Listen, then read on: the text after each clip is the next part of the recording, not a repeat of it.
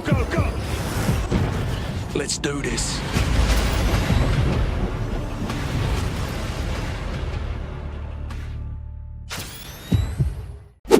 So we knew that this was going to be happening, and we knew that this was coming very, very soon, but Sony has finally confirmed that the PlayStation 5 will be coming out next year during holiday of 2020 for all gamers. And honestly, you guys, this has me very, very excited, because imagine how E3 is going to be like now that, the PS5 is going to be available, as well as possibly the Xbox Scarlet, which is apparently also supposed to launch next year. So E3 will be definitely interesting. It'll be so cool to see exactly what games will be coming to both platforms, as well as the exclusives and all that kind of stuff. And I don't know, this is going to be a very, very exciting time for gamers. And honestly, I hope that the PS5 does actually launch successfully, because I do want to get my hands on it during some time of its launch and be able to bring some gameplay to you guys of the newer games that will be coming to this console. Now, Sony did not only just announce that this new console will be coming during the holiday season of 2020, but they also went ahead and posted a new blog on Wired magazine talking about the details that they are ready to share with us about the PS5. So let's go ahead and actually talk about exactly what they shared with us within this blog post. So the first thing they talked about was a preview of the next controller, which once again includes new details of how it will work. Now it says here that the new PS5 controller will use a USB Type-C port instead of the regular mini USB port that we see here on our PS4 controllers. The PS5 controller has haptic feedback, which we'll go ahead and talk about in more detail later on. And then it also has adaptive triggers, a new speaker system on the controller, better battery life, heavier than the DualShock 4, but will be lighter than an Xbox One controller. Alongside with the news about this new controller, Sony also stated that the new changes for the PS5 will include a feature where players will be able to choose which parts of the game they want to install. So for example, suppose you're playing a game such as Call of Duty that has a campaign mode as well as a multiplayer mode, right? You can go ahead and decide, well, hey, I don't really want to touch the story mode, I just want to play multiplayer, and I don't want the story mode taking up extra space or extra time downloading on my console. So you can actually go ahead and just decide to download the multiplayer and pretty much ignore the rest of the game, which is actually a very cool feature and will help a lot of players out in terms of saving space in regards to internal storage. Once again, I think this is a great feature for gamers, and it's really going to come in handy, especially for me, because I can't tell you guys how many times I have to delete certain games off of my PS4 just so I can make space for other games that I'm in the mood to play with. And afterwards, I'm like, you know what, the games I deleted, I kind of want them back, and I would have to put my PS4 on rest mode and let those games kind of download again in the background, just because once again, there's not enough space in my internal storage for the PS4 that I have. So yeah, it's kind of annoying, but hopefully that problem can be somewhat solved with this feature coming to the PlayStation 5. Now, going back to the controller, I want to go ahead and share a little section of the blog with you guys and what they talked about in terms of their vision for this new controller. So basically it says here, the more refers to something I'm quite excited about, a preview of the new controller that will ship with the PlayStation 5. One of our goals with the next generation is to deepen the feeling of immersion when you play games, and we had the opportunity with our new controller to reimagine how the sense of touch can add to that immersion. To that end, there are two key innovations with the PlayStation 5's new controller. First, we're adopting haptic feedback to replace the rumble technology found in controllers since the 5th generation of consoles. With haptics, you truly feel a broader range of feedback, so crashing into a wall, for example, in a race car feels much more different than tackling someone on a football field. You can even get a sense for a variety of textures when running through fields of grass or plodding through mud. Now, right there, I want to go ahead and share some thoughts about that. To me, that sounds incredible, because the fact that not only can you feel different feedbacks depending on what you're doing and what game you're playing and what environment you're in, the fact that you can even feel the tiniest of details, like once again, how they described it here, walking through a field of grass versus mud. You can actually feel the difference when that controller kind of like vibrates in your hand, depending once again which environment you're in. Imagine, for example, just first-person shooter games, and the only reason I'm bringing it up, if you guys are watching this and are new to my channel, I'm a huge Call of Duty fan and just really love FPS games in general, so that's the only reason I'm bringing it up. But imagine like playing a game such as Battlefield, and you're in a map during multiplayer, and you can actually feel what the environment might feel like depending on the way your controller is vibrating and giving you that haptic feedback once again. And just, I don't know, that's incredible technology to me, and it's insane how far we've come with gaming altogether. So that is something I'm really excited to try out. And to continue on with what they were saying here in this blog, The second innovation that's coming to the controller is called adaptive triggers, which have been incorporated into the L2 and R2 buttons. Developers can program the resistance of the triggers so that you can feel the tactical sensation of drawing a bow and arrow or accelerating an off-road vehicle through a rocky terrain. In combination with haptics, this can produce a powerful experience that simulates various actions. Game creators have started to already receive early versions of the new controller, and we cannot wait to see where their imagination goes with these new features at their disposal. So not only are we getting a new, vibration system in the controller, but we're also getting a change to the L2 and R2 buttons, which kind of adds that immersion. So I guess imagine, like, once again, playing an FPS game like Call of Duty. What if when you aim down your sight with the L2 button, you could actually feel kind of like the heaviness of the gun kick in through your controller depending on the way it vibrates, and then when you shoot, of course, that's a whole different feeling of its own. Like, imagine how much more cool these games can feel when you have this feature enabled. Now, that's the thing, right? I don't know about you guys, but for the most part, whenever I play games, I turn off the vibration. That's just because that's how I've been playing since the beginning, and ever since then, if I try going back to keeping vibration on in most of my games, it just feels very odd to me. So I don't know about you guys, if you guys do the same thing, but if you do, then who knows, we might all end up changing our minds and actually keeping the vibration on, or it might really be a huge part of these games now that if we turn it off, we might be missing out on that immersion. So it'll be very interesting to see how gamers decide to go about this feature, whether or not it will actually be as amazing as they're describing it, or if it's just going to be another feature that's cool for like a month or two, but then people will go back to, turning off the vibration on their controllers and not really messing with that feature. So we'll just have to wait and see how that exactly works. Right now, the only thing that we have is this verbal description from this blog post, so just something to keep in mind.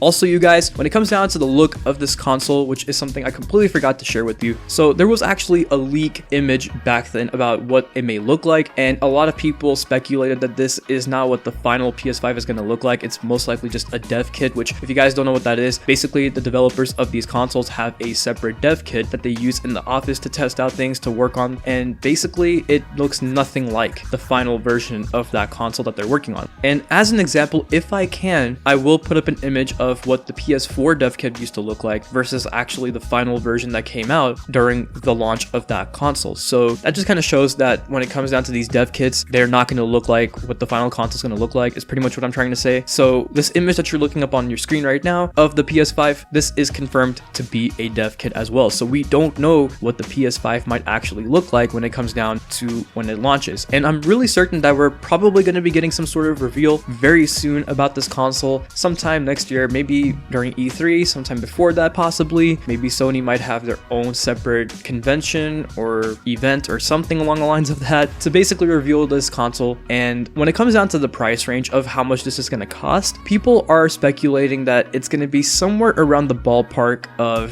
$500 to $700, which kind of sounds about right, just because there's a lot of equipment going into this console that is pretty costly. And yes, I know this sounds very, very expensive, but you can already tell that this is going to happen just because it's a brand new console, like it's not going to be cheap when it first comes out. So I don't know if a lot of my friends are personally going to end up getting this right away. I might try doing it just because, once again, as a YouTuber and as a gaming channel, I do want to go ahead and bring higher quality content to you guys, and that basically means playing games on the newest generation of consoles. And plus, I'm a huge PlayStation fan, right? So I do want to go ahead and get my hands on this console as soon as it comes out, but once again, we'll just have to see what happens, and depending on how much of a budget I have, we'll just have to see. And now that I've talked to you guys about most of the details that have come out of the PS5 so far, I'm starting to think about what other games might come out that will look amazing on this new console. Like, imagine Rockstar with their new games, right? Like, whenever Red Dead Redemption 3 comes out, or GTA 6, imagine how those games are gonna look like, especially when it comes down to the new technology they have within their controllers. It's gonna be a whole different feeling playing those games. Or, future, Batman games. I mean, if you guys are aware of the Arkham series, there was a game that was supposed to come out that got canceled after Arkham Knight, but who knows, maybe the new generation of consoles and their technology might inspire those developers to make a new Batman game, which I would be totally down for. And then when it comes down to the PlayStation exclusives, I'm pretty sure games like Uncharted and The Last of Us are still going to be exclusives. So imagine those games just for a second on the newer generation of consoles with better graphics and the way that they'll visually look overall, with the sound and just everything that this new console might have to offer. So overall, you guys, just thinking about these things, I am extremely excited to get my hands not just on the new console, but on these games as well. And like I said, you guys, earlier in the video, E3 2020 is going to be a very, very interesting event for gamers, and it's actually going to probably get a lot more hype than most of the E3s that we've seen in these past few years, just because once again, a newer console is going to be coming out. And of course, I'm sure that when it comes down to Team Xbox, they will have something up their sleeve as well, because we all know that Microsoft is not going to sit back quietly when it comes down to Sony hyping their fans up this much. But overall, you guys, that is the news that came out today about the PlayStation 5. I want to get your thoughts in the comment section below, and let me know, are you Team PlayStation or are you still Team Xbox even after seeing that the PlayStation 5 has been announced and seeing some sort of little hype being surrounded by it right now? So once again, if you guys want to go ahead and share your thoughts, leave it in the comment section below. But anyways, if you guys enjoyed today's video, please go ahead and leave a like, comment, subscribe, click the bell icon so you'll never miss an upload, and follow me on my social media accounts to stay connected. Links will always be in the description below. And if you guys are new to this channel and love Call of Duty, please once again, go ahead and subscribe. I'll talk to you guys in the next one.